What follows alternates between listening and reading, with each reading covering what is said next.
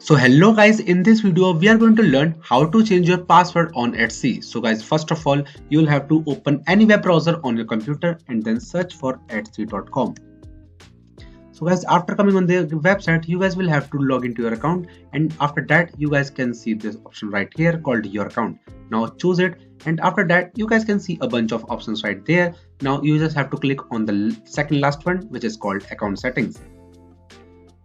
And after that guys, you will get to on this page, and after scrolling a little bit you guys can see this section right here called passwords.